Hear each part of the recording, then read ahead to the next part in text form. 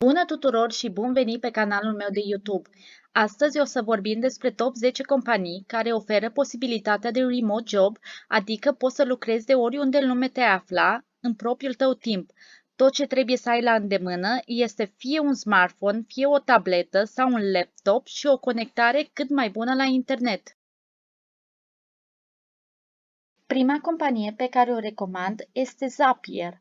Zapier permite utilizatorilor să conecteze aplicațiile web pe care le folosesc și să automatizeze fluxurile de lucru. Are sediul în California și are un număr de peste 550 de angajați numai în Statele Unite. De asemenea, operează și în alte 38 de țări, inclusiv România. Zapier este o companie într-o creștere continuă și sunt întotdeauna în căutare de noi angajați care aduc diferite aturi companiei.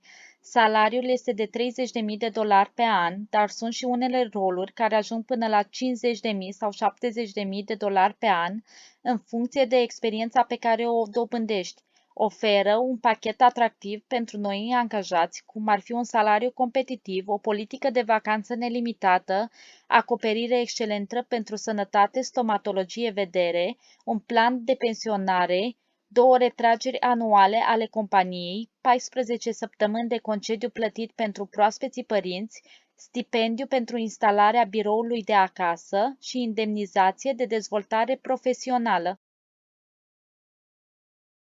A doua companie pe care o recomand este TranscribeMe. Această companie se ocupă cu transcrierea interviurilor, videoclipurilor, apelurilor telefonice, discursurilor, podcasturilor sau orice alt discurs audio în text în peste 80 de limbi. Câștigurile încep de la $15-22 pe oră audio și câștigul lunare de top până la $2200. Totodată oferă și oportunități de avansare. Clipurile sunt scurte, de 2-4 minute, iar când un clip este complet, sistemul automat va trimite altul pentru a fi transcris. Nu există limită pentru câte clipuri audio pot fi procesate consecutiv. Înainte de a fi angajat la ei, va trebui să treceți de un examen care constă în transcrierea a 3 videoclipuri audio și un chestionar care conține 10 întrebări. A treia companie pe care o recomand este Rev și este foarte similară cu TranscribeMe. Dacă vă uitați pe website-ul lor, aceștia oferă $1,25 pe minut pentru transcrierea audio sau video, $1,25 pe minut pentru subtitrări și de la 3 până la $7 pe minut pentru subtitrări străine. A patra companie pe care o recomand este Shopify. Shopify este o platformă creată pentru proprietarii de afaceri independenți pentru a-și porni și extinde afacerile online cât și în magazin. Au peste 7.000 de angajați și sunt într-o continuă căutare de noi persoane care dețin diferite abilități. Salariul poate începe de la cel puțin 1.000 de euro pe lună. Procesul de angajare este foarte simplu și constă în aplicarea ta pentru jobul dorit, iar în funcție de rolul ales, aceștia vor stabili cu tine o conversație telefonică sau virtuală care va dura în jur de 15-30 de minute, unde poți pune întrebări și totodată poți spune ce te interesează. După care va urma un interviu de o oră în stil conversație cu un recruiter, iar decizia de angajare va fi făcută de către membrii Shopify. A cincea companie este ClickFunnels. Este o companie software și oferă o carieră cu cea mai rapidă creștere. Sunt într-o continuare căutare de persoane talentate și pasionate care să ducă compania la un alt nivel.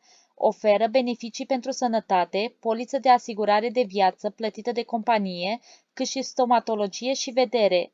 Salariul este competitiv și au o poliță de vacanță nelimitată, iar de câte ori ai nevoie de timp liber, ei îți vor acorda.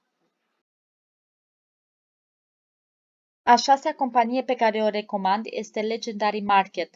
Această companie creează și publică produse de marketing și educație în afaceri. Ca și cerințe minime, trebuie să aveți cel puțin un an de experiență în vânzări, experiență în Customer Relationship Management și să fiți dispus să faceți o treabă excepțională și să căutați mereu să vă îmbunătățiți. Salariul este bazat pe comisioane în care veți funcționa ca antreprenor independent. Puteți aplica pentru echipa de vânzări sau echipa de asistență. Programul de lucru este flexibil până la 5 zile și undeva la 20-40 de ore pe săptămână. A șaptea companie pe care o recomand este iWriter. În prezent au peste 7819 locuri de muncă, 1408 scriitori și 8.192.704 articole scrise. Așadar, dacă ești un scriitor care dorește să câștige bani scriind, atunci iWriter este compania ideală. Puteți câștiga până la $80 pentru 500 de cuvinte, puteți scrie cât de mult sau cât de puțin doriți în fiecare zi și să alegeți subiectele care se potrivesc cel mai bine cu fundalul dumneavoastră.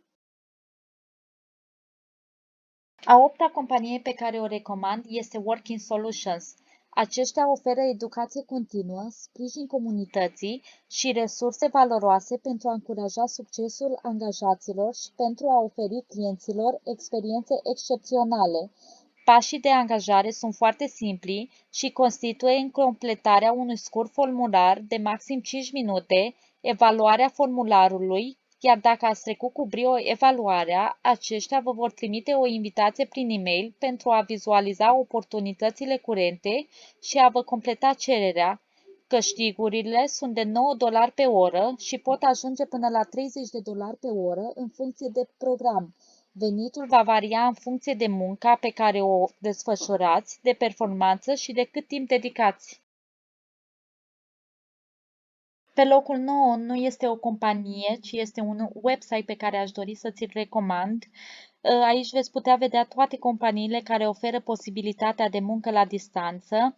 Sunt o mulțime de locuri de muncă postate în fiecare zi. Trebuie doar să îți alegi care îți place cel mai mult și care simți că este pentru tine și ți se potrivește de minune.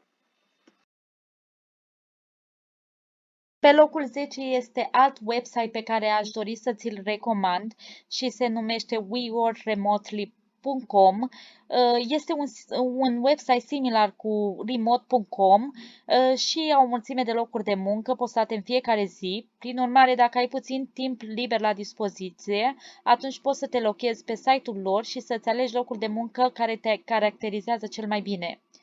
Dacă ți-a plăcut acest videoclip și ești o persoană interesată în a face bani online, atunci abonează-te la canalul meu de YouTube și apasă clopoțelul pentru a nu rata celelalte videoclipuri pe care le voi posta.